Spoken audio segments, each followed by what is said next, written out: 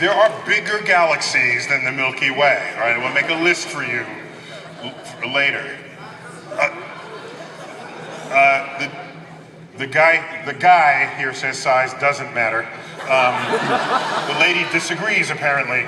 So, you want an awesome galaxy, Google M87. It has 1 trillion stars. 1 trillion. You know how long it will take to count to 1 trillion? 31,000 years. You cannot count the number of stars in that galaxy.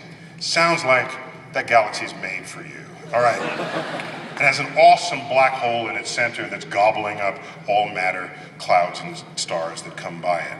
So you want an interesting galaxy to visit. So here's the problem. Here's the problem. The fastest spaceship we've ever launched, fastest, is now on the way to Pluto. There's a rule in astrophysics: if you do an experiment, you need the experiment to end before you die, okay? So to get to Pluto, they got a very light space probe and put it on the biggest engines, rocket engines we had. So that way you have low mass, high thrust, you have high speed. At that speed, and I forgot the exact speed, it got to the moon in 6 hours, when it took astronauts 3 days to get there, all right? It passed the moon in 6 hours after launch. It's booking, getting out there. If you hitched a ride on that and said, aim for the nearest star, not Pluto, because it's going to get to Pluto in just 2 years, 2 or 3 years. Go take me to the nearest star, this fastest hunk of hardware that humans have ever launched. When would you arrive at the nearest star to the sun? 50,000 years from now. That's the nearest star to the sun. Now, if 2 bumblebees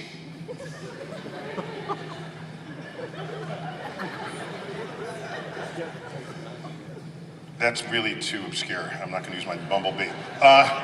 So it's 2 stars out of 100 billion. The nearest star is 4 light years away. Just found an Earth-like planet around that star, by the way. Take you 50,000 years to get there. How about across our galaxy? We are 100,000 light years across. Even if you could travel the speed of light, and we launched you, said goodbye, you will arrive at the other end of the galaxy 100,000 years later to us. And then by the time you got back, we would have all forgotten about you, all right? If there's civilization at all. Now, in Star Trek, they got around this problem.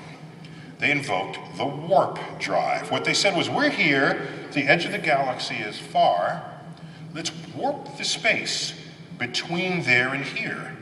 Okay, so there's the galaxy, and then you warp it.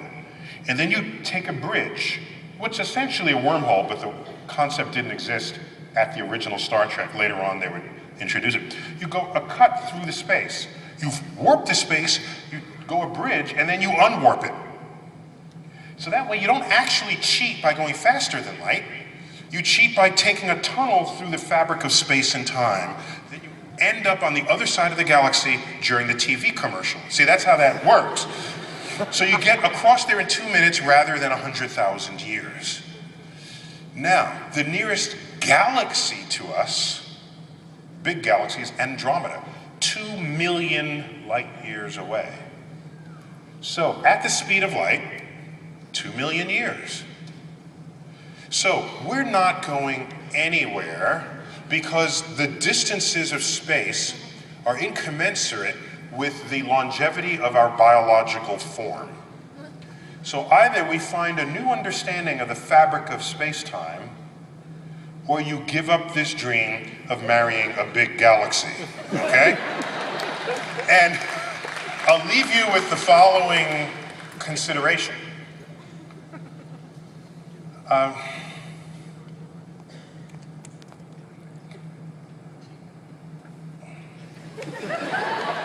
I will not preclude the possibility that someone might one day invent a warp drive, okay?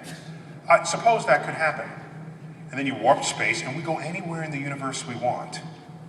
But you know what's cool? If you go to a faraway galaxy, let's say one that's M100, is the name of a galaxy, M100. I told you to look up M87. There's another one called M100. It's 65 million light years away. You know what's cool? Light from the asteroid that is making the dinosaurs extinct is only just now reaching that galaxy. That is awesome. So, in fact, if you bent space, went through a wormhole, came out the other side, you would have beaten the light. You'd get there in just a few minutes. You could go to that galaxy, whip out your telescope, and watch the extinction of the dinosaurs. That's cool. That's just... So, the universe is a kind of a time machine. You see things not as they are, but as they once were. And once you can travel back and forth among them, we're in a way traveling through time. And I don't know if we're mature enough to make that happen and to not end our own civilization in so doing. You'll have the Time Lords. Well, that's...